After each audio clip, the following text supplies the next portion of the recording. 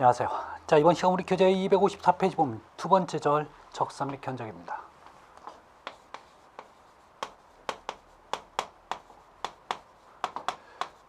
자, 이 적산 및 견적인데 여러분 기본적인 요 내용을 좀 보도록 할게요. 여러분 적산이라고 하는 건 어떤 재료 양이나, 자, 결론은 이 양을 가지고 사람이 인력을 통해서 어떤 건물을 지어야 되는 거죠. 구조물을 지어야 돼요. 자, 그러면 그 인력을 과거에서 순 한글로 품이라는 표현 쓰는 거죠. 자, 이렇게 양이나 품을 구하는 일을 적산이라 합니다. 그러면 견적은 사실은 어떤 개념이 되냐면 이 재료 양이나 품에다가 어떤 단가를 곱해줘요. 자, 단가를 곱해주면 무슨 얘기가 나오냐면 얘는 무슨 돈이라는 표현을 써요. 얼마 원이라는 표현을 쓰는 거죠. 즉 적산은 말 그대로 어떤 돈 얘기는 안 해요. 이 양이, 예를 들어서 제가 이 칠판을 페인트를 칠할 거예요. 그러면 이 페인트 양이 얼마면서 그 다음에 제가 들어가는 인력의 품이 들어가는 거죠.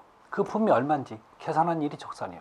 그렇지만 견적은, 자, 재료도 사야 되고 그 다음에 제가 또 어떤 돈을 대가를 받아야 되는 거죠. 거기까지 합친 게 바로 견적이 되는 거죠. 그래서 적산은 돈 얘기 안 하지만 견적은 돈 얘기를 한다는 게 차이점입니다.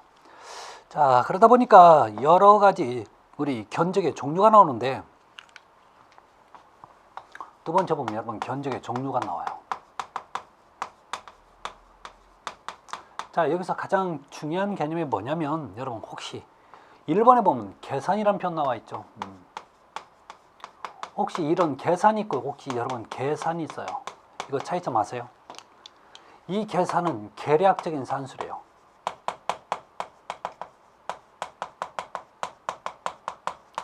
얘는요 정확한 산술이에요.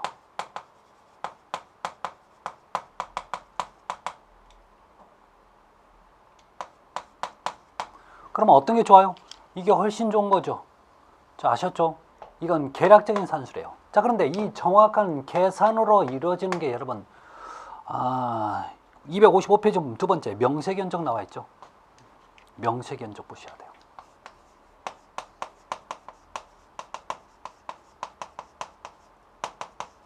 그래서 명세서를 받으면 여러분 항목 조목조목 다 나와 있죠. 그 얘기를 하는 거예요. 그래서 자, 이게 가장 정확한 겁니다. 자, 이 얘기만 여러분 정리를 하시면 될 것 같아요. 자, 다음에 공사비 구성. 총공사비는 부가, 이윤에다가 총원가. 결론 총원가는 일반관리비, 또 공사비 원가 있고, 자, 공사비 원가는 간접공사비 또는 직접공사비, 또 직접공사비는 재료비, 노무비, 외주비, 경비가 포함이 되어 있다. 자, 그래서 그 항목 정도. 사실 이건 시설경마다 여러분 회계 쪽에서 얘기를 한 번씩 들었을 겁니다. 그 다음에 여섯 번째 보면 자, 수량이 나오는데요. 페이지 256페이지.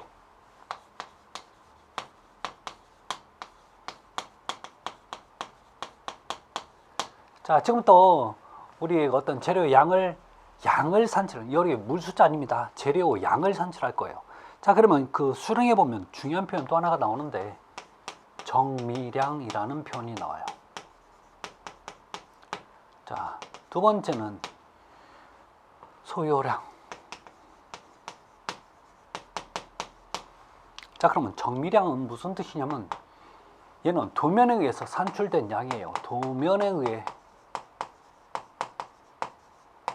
산출된 양을 정미량이라고 합니다. 근데 일반적인 분들은 왜 도면을 가지고 양을 뽑아? 여러분 그럴 수밖에 없어요. 건물 아직 안 지어졌잖아요. 자, 짓기 전에 여러분 벽돌이 얼마 들어가는지, 철근이 얼마 들어가는지, 또는 콘크리트 양이 얼마 들어가는지 계산을 할 수밖에 없어요. 그래서 그 양을 거의 맞을 수도 있지만 조금 근접하게 우리가 그 양을 뽑을 필요는 있어요. 그래서 도면을 보고 뽑을 수밖에 없다고요. 그래서 정미량을 하는 것은 도면에 의해서 산출된 양이 정미량이에요. 문제는 공사하다 보면 이거보다 더 들어갈 거란 말이에요.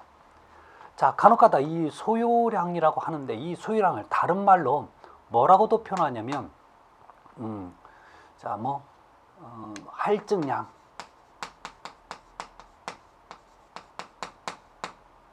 구입량, 필요량, 뭐 현장 안으로 반입된다, 반입량, 이런 식으로 표현돼요. 정말 다양하게 많이 있습니다. 같은 표현이에요. 자, 그러면 이 소요량은 어떻게 되냐면, 결론 재료를 쓰다 보면, 예를 들어서 제가 도면 위에서 100장이 됐어요.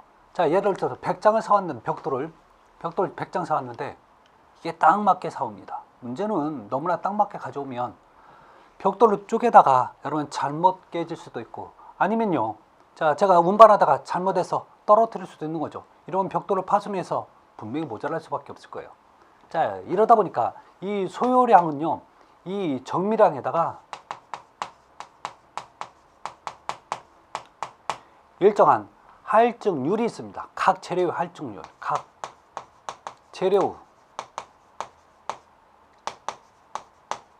할증률을 더해서 가져오는 거예요. 그러니까 조금 더 사와야 되는 거죠. 이게 여러분 소요량이 돼요. 자, 그러면 정밀량하고 소요량이 똑같은 양이 있을 때 어떤 게 더 많아져요? 얘가 더 많아져요. 그렇게 될 수밖에 없는 거죠. 자, 그 양이 여러분 세 번째 각 재료 할증률 해서 나와요.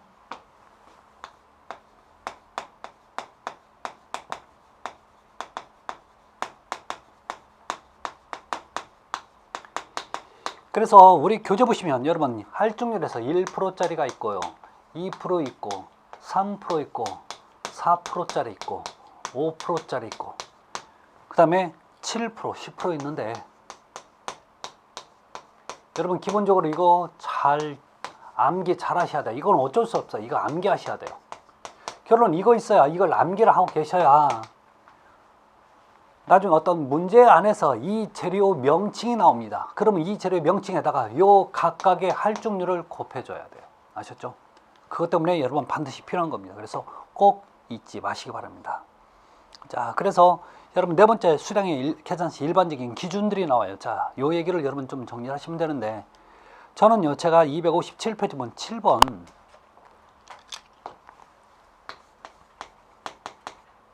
자, 257페이지예요. 자, 257페이지 동그라미 7번에 보면 이런 얘기 나와요. 다음에 열가는 것의 최적과 부피와 면적은 구조물의 수량에서 공제하지 아니한다. 자, 공제하지 않는다는 얘기는 빼지 않겠다는 뜻이에요. 너 이만큼 양은 그냥 없는 걸로 인식하고, 자, 전체 양에서 빼지 않겠다는 얘기입니다. 첫 번째 콘크리트 구조물의 말뚝머리. 자, 거기 보시면 콘크리트 구조물 중에 말뚝머리.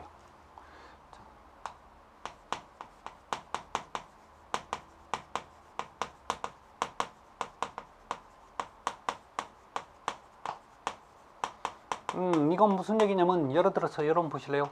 이렇게, 자, 이렇게 기초판이 있고 이렇게 있다고 칩시다. 그러면 말뚝이 어디까지 올라오냐면 여러분 여기까지 올라와요. 사실은 여기까지 올라와. 문제는, 자, 여기까지 올라오는데 얘는요 살짝 여 위로 더 올라와요. 올라와 버린다고. 이렇게 더 올라와요. 이렇게 더 올라온다고. 그러면 이 공간만큼은 콘크리트가 안 채워질 거예요. 지금 여기 기초판이니까 기초판 콘크리트 양을 계산할 때 이 말뚝의 요만큼은 그만큼 안 채워지니까 콘크리트 양이 절약되는 걸로 인식을 할 수 있어요. 그렇지만 우리 이 양을 없는 걸로 인식해 버린다고요. 이거 위로 올라와도 안 올라온 것처럼 계산을 해요. 그래서 콘크리트 양을 계산할 때는 여기 설령 이 안쪽으로 말뚝의 머리가 올라와 있어도 이거 안 올라온 것처럼 계산한다. 그 뜻. 니은번 볼트의 구멍.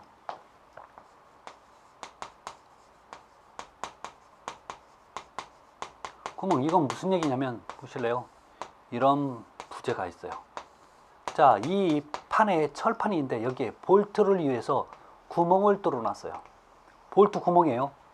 자, 이게 볼트의 구멍들이 있는데, 문제는 이 볼트 구멍으로 인해서, 자, 요거 전체 면적을 구해봐라 라고 하면, 예를 들어서 2, 4라고 칩시다. 그럼 면적이 얼마요? 2 곱하기 4, 8이 되는 거죠.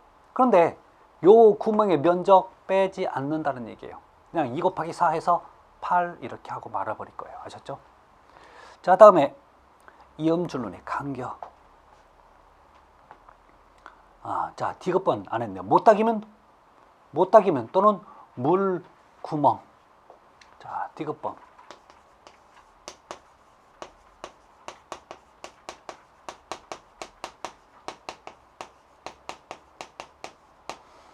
여러분, 못닥이라는 얘기는 뭐냐면, 자, 보실까요? 자, 이런 각재가 있어요. 이 각재의 이 표면이 요 면들이 좀 너무나 그 모서리가 거치니까 이것을 이렇게 라운드지게 만들었어요. 라운드지면 이 부분이 없어지는 거죠. 이 없어지는 부분, 이것을 그냥 없는 걸로, 없어지지 않는 걸로 그냥 가로 곱하기 세로 해서 하겠다는 뜻이에요. 이런 거 다 빼지 않겠다는 얘기입니다. 아셨죠? 자, 그다음에 물구멍. 예를 들어서 우리 창문 같은 데 보면 창문 틀에 여러분 물구멍이 바깥쪽으로 나와 있죠. 그 물구멍이 없으면 여러분 창문 틀 안쪽으로 물이 넘칠 수 있어요. 그래서 만약에 샷이라든지 그런 재료를 양을 따질 때 물구멍은 빼고 하지 않는다는 얘기예요. 그 외에도 여러분 물구멍이 많을 수 있어요. 자, 리을번 이음줄눈의 간격.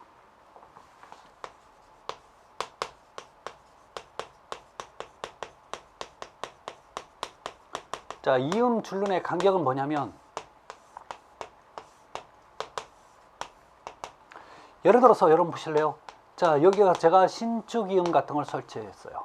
자, 그러면 여기에 제가 벽돌을 자 계산하다가 이 신축 줄눈, 이 줄눈 부분은 여러분 지금 벽돌 간격 아니면 또 벽돌의 면적에서 이만큼은 빼고 하지 않는다는 얘기예요. 이거 신축 줄눈 없는 것으로 계산한다는 얘기예요. 아셨죠? 다음에 미음본 포장 공정 한 개수당 0.1 제곱미터 이하의 구조물자리. 포장 공정에서 공정입니다. 공사하는 과정을 공정이라고 얘기하는 거죠. 그래서 0.1 제곱미터 이하라고 나오는데, 자, 이건 무슨 얘기냐면, 왜 제가 요만큼의 도로를 포장을 하여, 자, 그런데 도로에 보면 여러분 지금 이렇게 맨홀 뚜껑들이 있는 거죠. 맨홀 뚜껑이에요.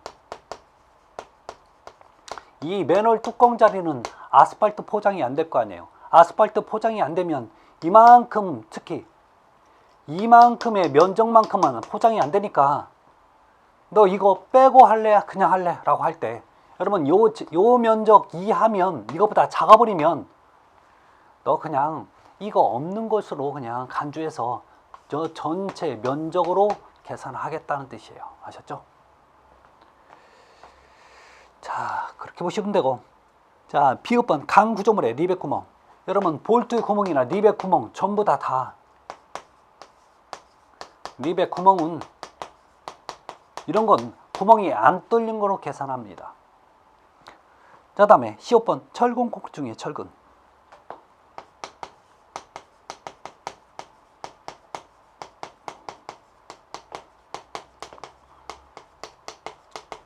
이게 무슨 얘기냐고요?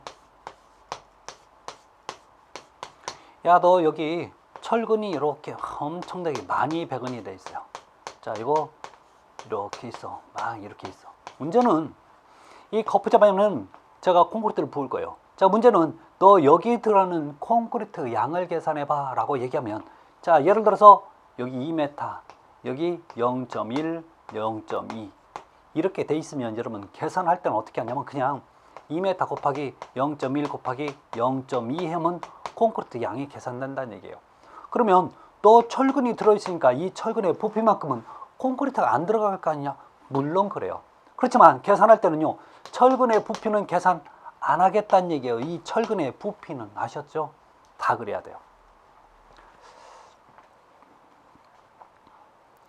자, 다음에 조약돌 중에 말뚝체전 및 책목동 뭐 이런 건 뭐 모르셔도 큰 문제는 없고.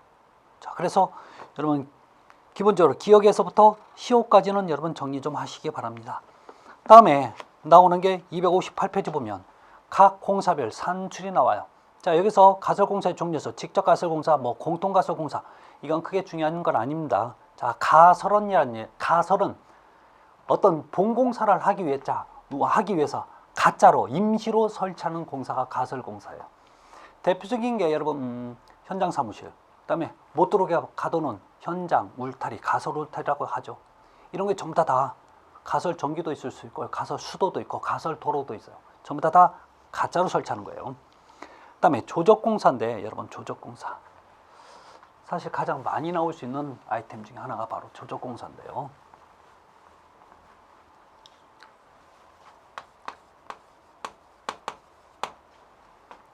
두 번째 조적공사요. 자, 여기서 어떤 벽의 두께에 대해서 얘가 차지하는 그 벽돌이라든지 또는 블록이 차지하는 그 장수가 있어요. 자, 여기서 0.5비사키, 제가 그랬죠. 0.5비사키. B란 얘기가 뭐였어요? 브릭, 벽돌 반장 두께, 벽돌 한 장 두께, 벽돌 한 장 반 두께로 쌓기, 벽돌 2장 두께로 쌓기라고 나왔었죠. 자, 그러면 0.5비사키는 1제곱미터당 소요되는 벽돌의 장수가 있습니다. 이게 몇 장이냐면 75장이 들어가요. 근데 1B는 요거의 2배니까 자, 150장이 아니라 149장이 들어갑니다. 어라? 야, 너 여기 왜 한 장이 빠져? 원래는 이게 75장이 아니라 74.5장이야. 문제는 벽돌 사올 때 아저씨 반 장만 주세요. 그러면 줘야 안 줘요? 안 주죠. 그래서 한 장을 사와야 돼요. 자, 그러면 여기는 여기에 2배니까 딱 어떻게 해요? 149장이 되는 거죠. 이래서 맞아 떨어지는 거예요. 자, 그런데 사실은 여러분 여기까지만 외우고 있으면 다 끝나요. 왜? 요거 0.5B는요. 1.5B는 0.5B에다 1B를 더하면 되는 거죠. 그래서 224장. 자, 2B는 요거에 2배가 되는 거죠. 298장. 이래서. 그래서 가장 중요한 개념이 이 개념이에요. 자, 여기서 여러분 어떤 면적에다가 1제곱미터니까 예를 들어서 10제곱미터면 10 곱하기 1B로 돼 있다면 여기 149장을 곱하면 되는 거죠. 그런데 여기서 만약에 소요량 또는 구입량을 하라는 얘기는 여기서 벽돌이면 기본적으로 5%를 더해줘야 되고요. 그 다음에 미안해요. 벽돌은 3%고 시멘트 벽돌은 5%를 해줘야 돼요. 자, 그래서 그 각각의 재료 할증률을 하라는 얘기입니다. 그 다음에 네 번째 보면 시멘트 블록이 나와요. 이 시멘트 블록에 표준형이 있고요.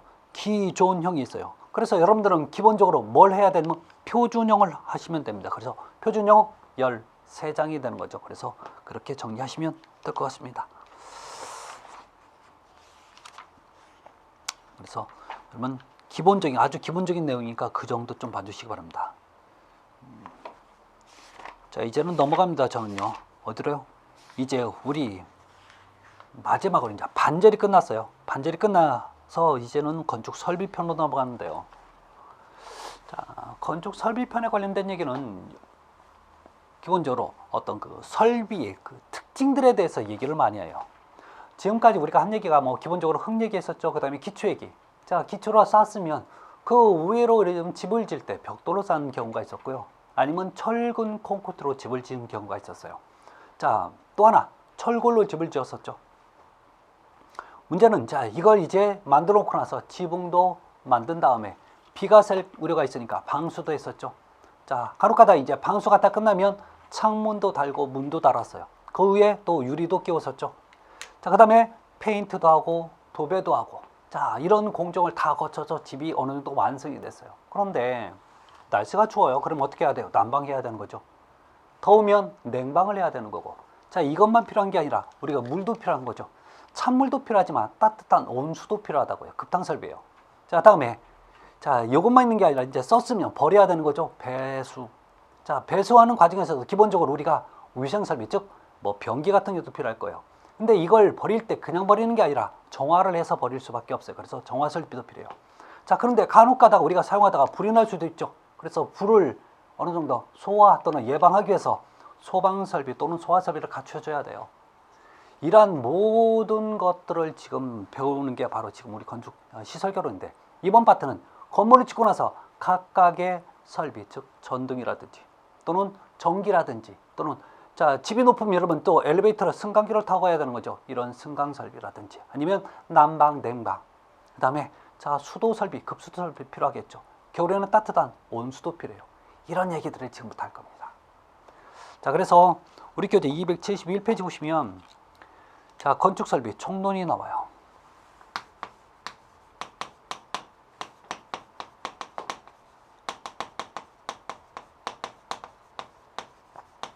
이 건축 설비의 총론에서는 각각의 기본적으로 설비를 하기 위해서 우리가 알아야 될 기본적인 사항들이 나옵니다.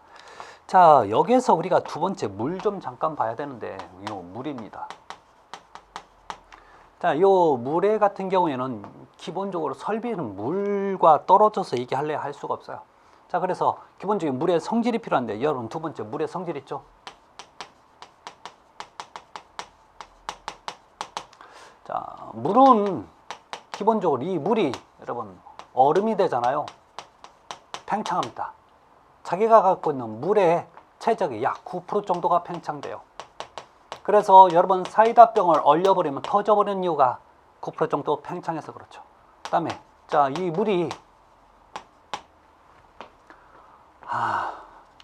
끓어요. 끓면 얘도 팽창합니다. 그래서 4.3% 정도 팽창합니다. 그래서 여러분 주전자에 물을 끓이면 넘치는 이유가 더 많이 부어서 그런 게 아니라 뜨거우니까 팽창하는 거예요.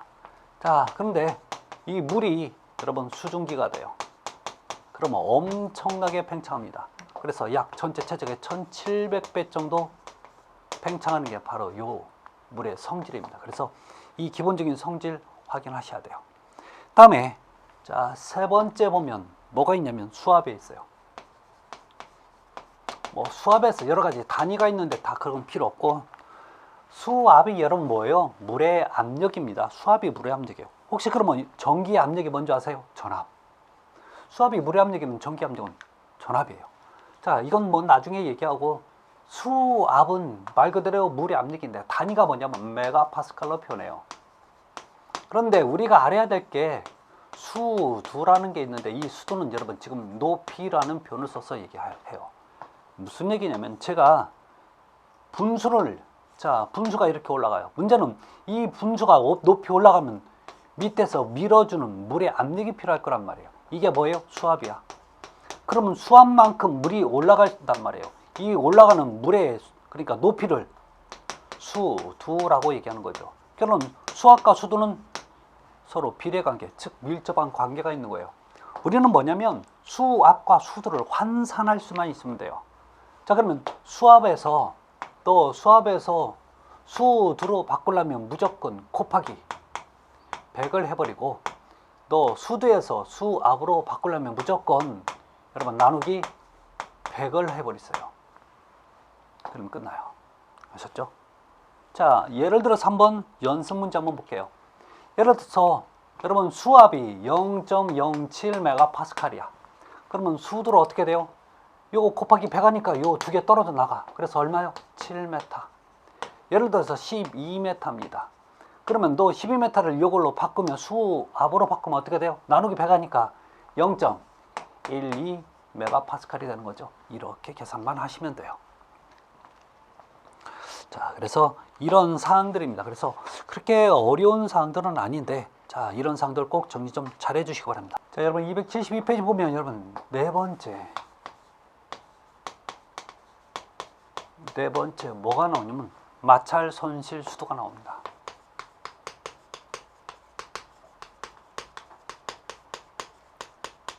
이게 무슨 얘기냐면 여러분 배관은, 자, 우리가 어떤 유체를 흘릴 때 대부분 다 배관으로 보낼 수밖에 없어요. 그러면 유체라고 하는 건 여러분 가장 기본적으로 물이나 뭐 기름 이런 걸 유체라고 얘기하는 거죠. 자, 그러면 이거 흘려보낼 때 이 배관의 요 면에다 뭐가 생겨요? 마찰이 생겨요. 자, 마찰이 생기면서 그 압력에 손실이 가는 거죠. 그 손실이 압력, 즉 수두, 수압 같은 개념으로 오는 거죠. 그래서 어떤 압력이, 자, 그 압력이, 자, 마찰로 인해서 손실이 생긴다는 뜻이에요. 자, 그러면 이 공식이 어떻게 되냐면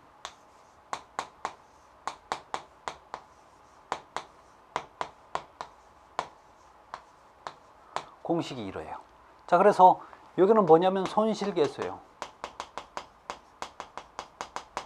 D라고 하는 것은 관의 직경, 광경, 관의 지름을 얘기하는 거죠. L은 관의 길이, 배관의 길이. 여기 G가 뭐냐면 중력의 가속도입니다. 여러분 중력의 가속도란 얘기는 무슨 뜻이냐면, 제가 공중에서 비행기에서 떨어져요. 그러면 처음에는 얼마 속도가 안 붙다가 점차 더 속도가 붙는 거죠. 이걸 속도가 더할 가짜 속도가 더 붙는다는 얘기죠. 자, 그러면 기본적으로 우리 중력의 가속도는 정해져 있습니다. 얼마요? 약 9.8m. 단위는요, 1초당 9.8m 떨어진다는 얘기예요. 떨어지면. 자, 그래서 여기에다 여러분 2를 곱해줘야 이 얘기가 나오고, u가 뭐냐면 이게 유체 흐름의 속도. 그래서 이걸 유속이라고 얘기하는 거죠. 유속의 제곱이죠. 따라서 여러분 요 관계는 다 비례 관계가 되는 거고, 이 관계는 비례 관계. 그렇지만 이 관계는 반비례 관계가 되는 거죠. 반비례. 자, 여기도 반비례 관계예요. 그래서 이러한 관련된 얘기를 한 번씩 물어보는 경우가 있으니까 정리하시기 바랍니다. 자, 저는 273페이지 제2절 단열 좀 볼게요. 단열 좀.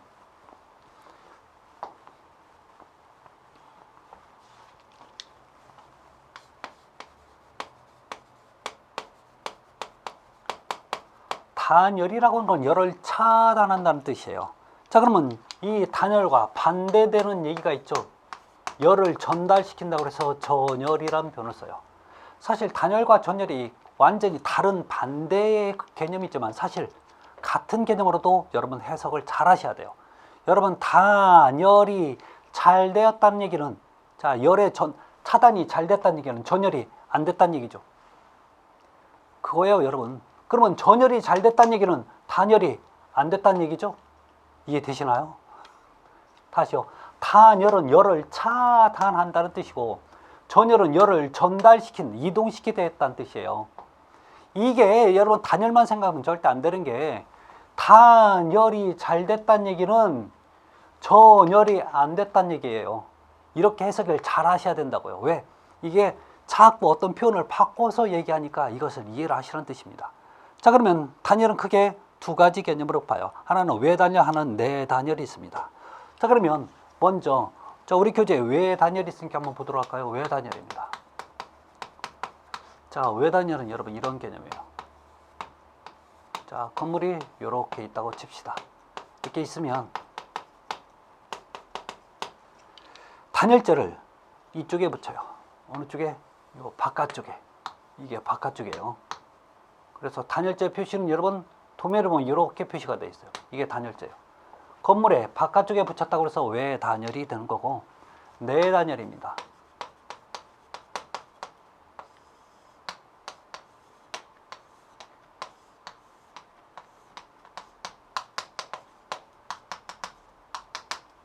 내단열은 건물의 안쪽에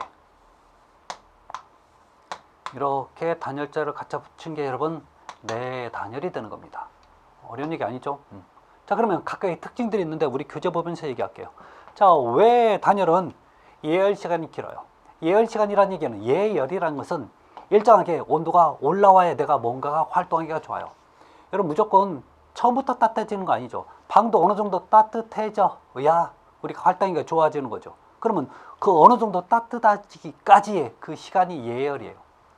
자, 그러면 외단열은 봐요. 제가 여기에다 어떤 불을 피웠다고 칩시다. 그러면 이 외단열 같은 경우는 단열재가 바깥에 있기 때문에 이 벽이나 천장, 바닥이 따뜻해져야 이 실내가 따뜻해지는 느낌을 받아요. 그러다 보니까 내단열은 단열재가 이 안쪽에 있다 보니까 지금 탄다는 개념이 아니에요. 단열재가 내부에 있으니까 열이 밖으로 못 나가는 거죠. 그러니까 더 빨리 따뜻함을 느껴지는 거예요. 그래서 얘는 예열 시간이 길죠. 이렇게 길다 보니까 여러분 추운 지방에서 가장 좋아요. 왜? 추운 지방 계속 난방을 해야 되는 거죠. 이래서. 자, 그래서 그런 얘기고, 지속 난방이 유리하다는 얘기는 계속 한다는 얘기예요. 그 다음에 내단열보다 결로 발생이 줄어요. 결로 발생이 안 생기는 겁니다. 자, 세 번째, 내단열보다 좋은 게 단열 효과가 일단 좋아요. 자, 문제는 단열 효과가 좋지만 안 좋은 점도 있어요. 돈이 많이 들어가고 작업 자체가 복잡하고 어려워져요. 자, 네 번째, 단열재를 건조한 상태로 유지해야 된다는 얘기 나와요. 자, 네 번째로는 단열재를 건조 상태로 유지해야 돼요. 이게 무슨 얘기냐? 만약에 지금 제가 바깥에 단열재를 놨는데 이 단열재가 물을 먹어버려요. 자, 물을 흡수를 해버리면 뭐가 문제냐면, 여러분 물은 절대 단열 효과가 없어요. 단열 효과 없어요. 왜? 여러분 이불이 여러분 비에 젖거나 오줌을 싸버리면 어떻게 돼요? 춥죠. 물은 절대 단열 효과가 없습니다. 그래서 이 단열가 없어지는 거죠. 그러면 너 외측에 뭘 해야 돼요? 방수층이나 방습층을 만들어줘야 돼. 안 그러면 안 돼. 아니면 이 단열재 자체가 물을 먹지 않은 단열재를 쓰거나. 그럼 어떤 물을 돼? 단열재가 물을 먹어요? 아, 많죠. 여러분 방금 얘기했잖아. 이 물도 단열재라고요. 그럼 대표적인 게 글라스울 또는 유리섬이라고 하는 거죠. 이건 다 물을 먹어요. 그럼 절대 써서는 안 되는 겁니다. 그래서 건조 상태를 유지해야 돼요. 그러기 위해서는 외부에 방습층 또는 방수층을 형성을 해줘야 됩니다. 다섯 번째, 내구성과 외부 충격을 견디고, 자, 내구성 오래 가야 되는 거죠. 또 특히나 단열재를 여기에 밖에 있다 보니까 아이들이 놀다가 단열재가 깨지거나 아니면 파여서는 안 되는 거죠. 그래서 어떤 외부 충격에 견딜 수 있는 그런 구조여야 됩니다. 자, 그러면 내단열도 갈게요. 내단열. 이것은 이 외단열에 비해서 훨씬 예열 시간이 짧아요. 빨리빨리 따뜻해져요. 그래서 빨리빨리 따뜻해지니까 제가 보일러를 껐다 켰다 빨리빨리 자주 해도 상관없어요. 그래서 간헐난방이라는 표현을 씁니다. 자, 그렇지만 문제점은 뭐냐면 얘는 외단열보다 내단열이 훨씬 문제점이 많아요. 가장 대표적인 게, 자, 위에도 여러분 단열재를 이렇게 붙였어요. 자, 밑에도 단열재 이렇게 붙이면 뭐가 문제냐면 여기 요 사이로 열이 이렇게 왔다 갔다 이렇게 왔다 갔다 하는 거예요. 결론, 자, 겨울에는 내 온기가 뺏겨지는 거죠. 이런 현상을 여러분 열교 현상이라고 얘기합니다. 열교 현상. 여기 교자가 다리 교자예요. 열이, 자, 다리를 이동하듯이 타고 왔다 갔다 한다고 해서 열교 현상. 좋은 거예요, 나쁜 거예요? 나쁜 거예요. 결론 이런 것 때문에 단열 효과가 떨어질 수밖에 없습니다. 자, 대신에 좋은 건 싸죠. 세 번째, 고온측에 방습막을 설치하는 거 좋다. 세 번째, 고온측에 방습해요. 그러면 기본적인 고온측이 어디냐면 여러분 여기에요. 자, 여기에 뭐 하라고요? 방습막을 설치를 해야 돼. 그 이유가 뭐냐면 결로가 발생해요. 결로가 발생이 되는 거죠. 여러분 결로가 뭐예요? 벽면에 이슬이 맺듯이 막 흘러버리는 거 있죠. 특히 겨울철에. 이게 바로 결로가 되는 거죠. 자, 그래서 네 번째, 결로 발생이 잘 생기니까 방습층은 하라는 얘기고, 자, 그래서 일반적인 집보다 강당이나 뭐 이런 쪽에 좋다는 얘기가 나오는 거죠. 그래서 이렇게 좀 보시면 됩니다. 자, 그러면 여러분 우리 교재 페이지 274페이지 보시면 열교 현상이 나와요.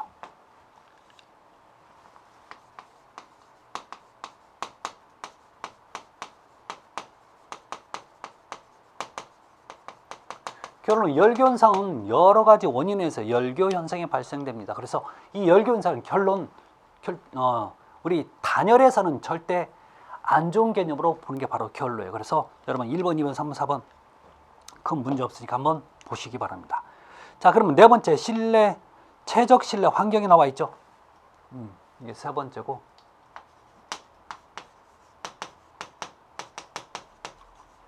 자,